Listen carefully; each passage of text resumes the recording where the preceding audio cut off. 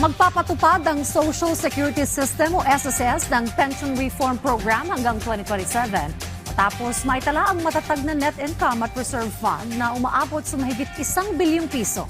Yan ang ulat ni Bernard Ferrer.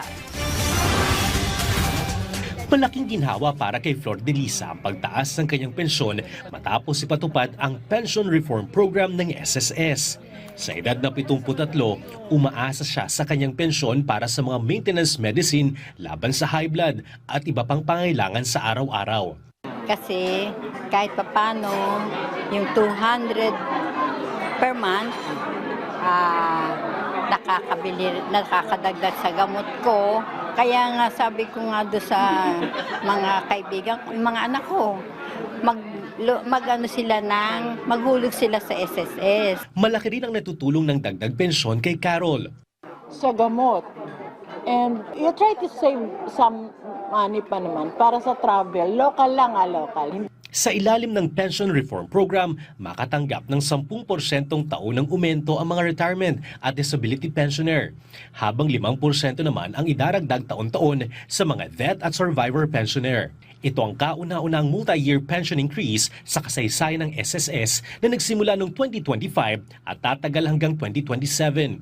Tinatayang nasa 3.9 milyong pensioner ang may kinabang sa programa. Sinasabi po namin sa ating mga beneficiaries, pensioners, members of the SSS earlier na nagpupulong-pulong kami na sigurado na ang kanilang retirement pensions, sigurado ang kanilang bukas. They can face their future with confidence. Iginit ng SSS na may sasakatuparan ang mga aumento ng hindi kinakailangang itaas ang contribution rate ng mga miyembro.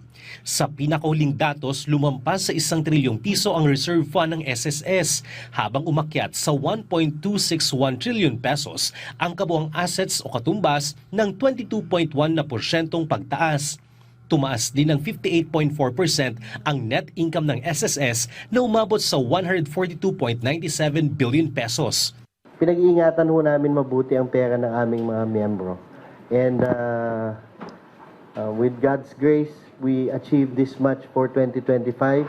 And as the Secretary mentioned, pag-itingin pa po namin ang aming pag-iisip ng mga bagong programa. Paigtingin pa ng ahensya ang mga programang magbibigay ng mas malawak na benepisyo sa mga miyembro, kabilang ang mga bagong inisyatiba para sa mga employer. Ilulunsad din ang isang microloan program na may 8% interest rate.